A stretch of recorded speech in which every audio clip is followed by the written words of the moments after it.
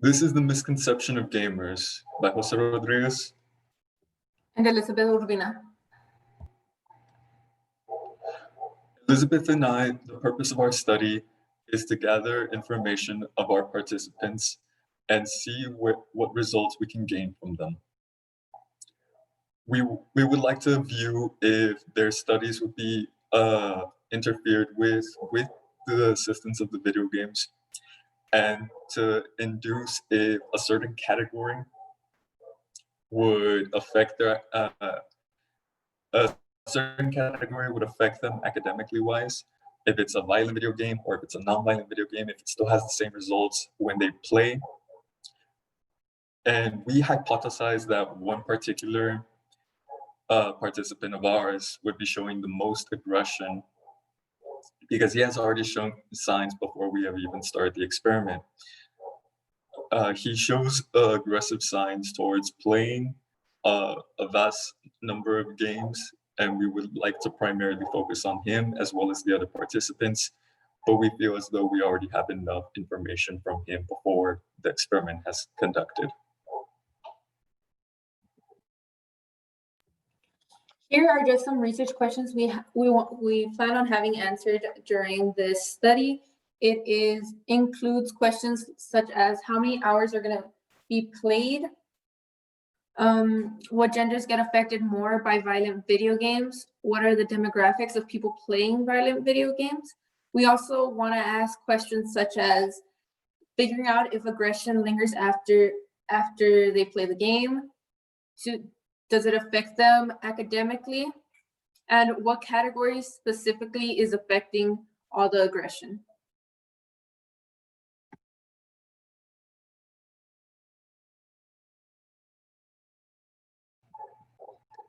In examining human behavior in video games, Richard Lamb and his colleagues, they decide to conduct in their experiment, the research that they have gathered is comparing two models in discovering aggression. In their first model, they would be conducting surveys to be able to ask the participants questions, see if they have aggression signs beforehand, if they had anything in their past or presently, and comparing it with their second model. Their second model would be taking hands-on into the experiment and having them play certain criteria games, some as well as some that are violent for their own perspective, as well as some that are not so violent. Some cute, fun games or some hardcore games that are just extreme and violent. And compare the two and compare it to the first model to see if there is a connection or if it just escalates on its own, and see where it could lie from there. In their results, they gathered information that lingered to one particular student that was showing signs previously beforehand. He was the highest. He showed the highest level of aggression, and due to certain causes of him showing signs of violence towards the researchers, they had to let him go.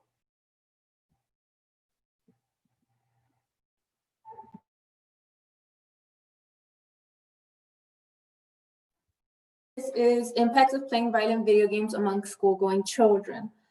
The authors are Salman Khalil and the colleagues that wanted to find the purpose of this literature review would have been to see if there's aggression shown in children and if it is affecting them academically. They used surveys and questionnaires to gather data. And while they gathered the data, they noticed that there was a high percent of males that wanted to do what they saw in violent video games. It was a percent of 62.07%, and that's pretty high. And they also gathered males and females on how they did poorly academically. And males had a high percent of 63.21%, while females only had 33.33%. So overall, they gathered that males had been affected more with the aggression and did worse in academically.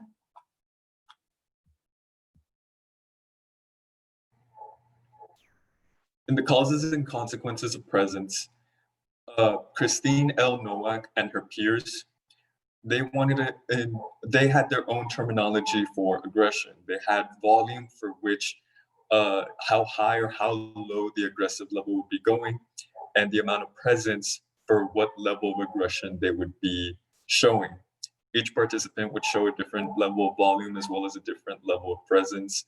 None were so the exact as the other students.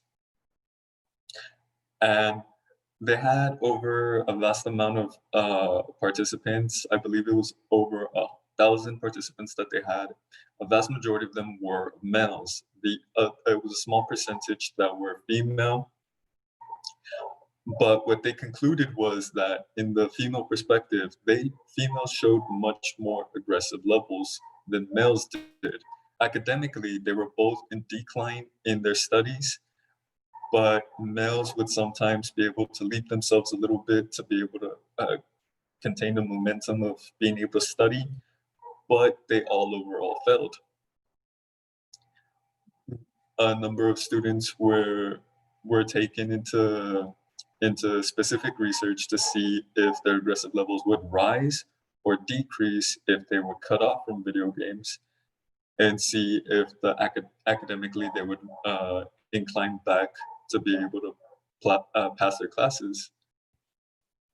In which cases, most of the students would show some signs that rehab, that they would become a little bit more, they needed the video game. They needed to de-stress from classes, but would always lead back to them becoming aggressive as well.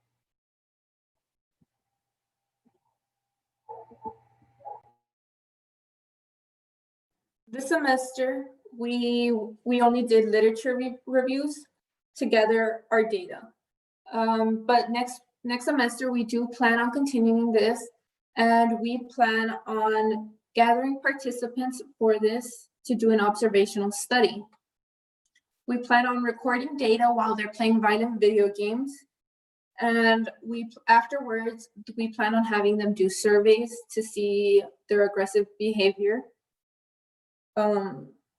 We also plan on seeking if there are certain video game categories that are going to cause the aggression more.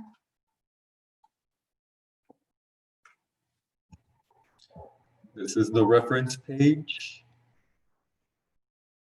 We would like to acknowledge Gabriel Carranza, Yalimar, Dr. Nora Garza, Mrs. Agüero, Mrs. Gabriela Solis, for allowing us to do this research and funding LEAPS entirely to be able to allow us to continue our research. Thank you.